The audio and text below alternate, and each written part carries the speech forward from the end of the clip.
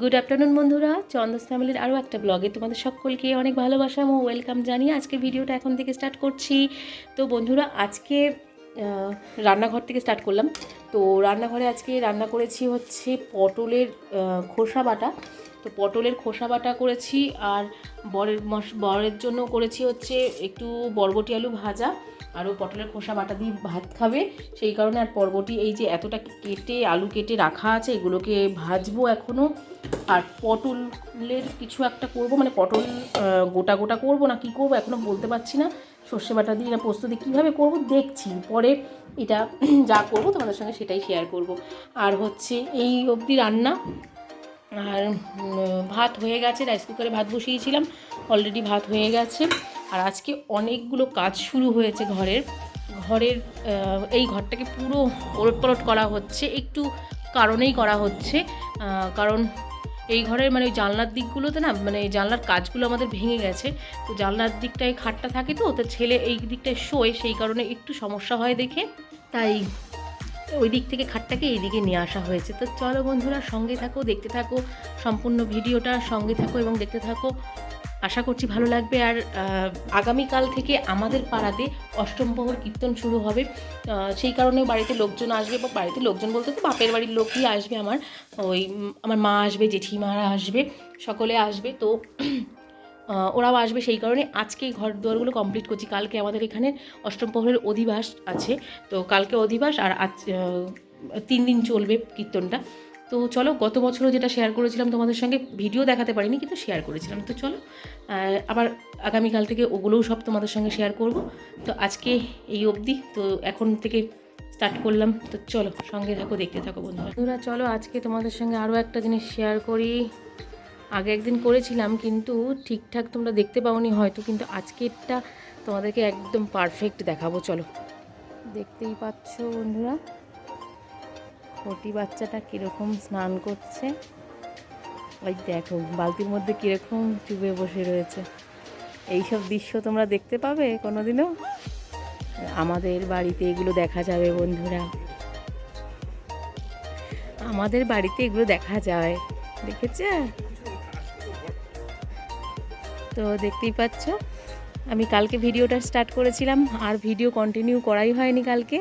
তো আজকে আবার সকাল থেকে ভিডিও শুরু করেছি। আমাদের পাড়ায় বলেছিলাম যে আজকের থেকে অষ্টমপ্রহর কীর্তন শুরু হবে, তো অলরেডি শুরু হয়ে গেছে, তোমরা হয়তো শুনতে পাচ্ছ।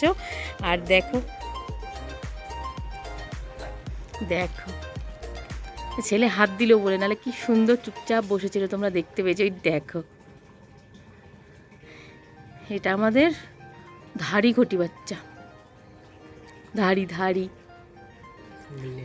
দেখেছো বন্ধুরা?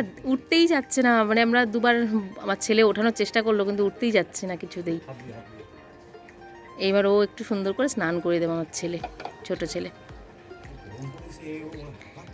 হ্যাঁ সত্যি, মানে এত গরম পড়েছে না, আর কি হয়েছে এই গরমের জন্য না ওরও শরীরটাও খুব খারাপ করছে, যেহেতু প্রচণ্ড গরম পড়েছে তাই। দেখো চুপচাপ স্নান করছে, ওই দেখো, কোনো নড়চড় কিচ্ছু করছে না, নড়াচড়াই করছে না কিন্তু। তো চলো বন্ধুরা, ও স্নান করুক, আমি আমার কাজে লেগে পড়ি। তো দেখতেই পাচ্ছ সমস্ত কাজ সকালবেলা থেকে শুরু, মানে কমপ্লিট করে ফেলেছি। ওপরের ঘরের কাজকর্ম সব কমপ্লিট কাজ কমপ্লিট করে ফেলেছিলাম। তো এখন নিচের ঘরেরগুলো সারবার। আজকে বাড়িতে আমার মা, জেঠিমা, আরও কেউ হয়তো আসবে, সেই জন্য নিচের ঘরগুলো চলো দেখাই কী কী করেছি না করেছি। আর একটা বেড কাভার বার করে নিই আলমারি থেকে, কারণ বেড কাভার একটা বার করে নিয়ে গিয়ে নতুন বেড কাভার পাতবো, মানে একটা ঘরে, তো সেটাই বার। তো বন্ধুরা, অনেকক্ষণ পর চলে আসলাম, আর পুজো দেওয়া হয়ে গেছে, দেখতেই পাচ্ছ এখন। আর আজকে না অনেকগুলো ফুল তুলেছিল আমার পাশের বাড়ি বৌদি, তুলে অনেকগুলো ফুল আমাকে আবার দিয়ে গেছে। তাই জন্য ফুল দিয়ে আজকে সাজিয়েছি ঠাকুরের সিংহাসনটা। তো কেমন লাগছে অবশ্যই কমেন্টে জানিও। আর আজকে যেহেতু অষ্টমপ্রহর কীর্তন, সেই কারণে গোলুবাবুকে কীর্তনের ওখানে দিয়ে আসবো।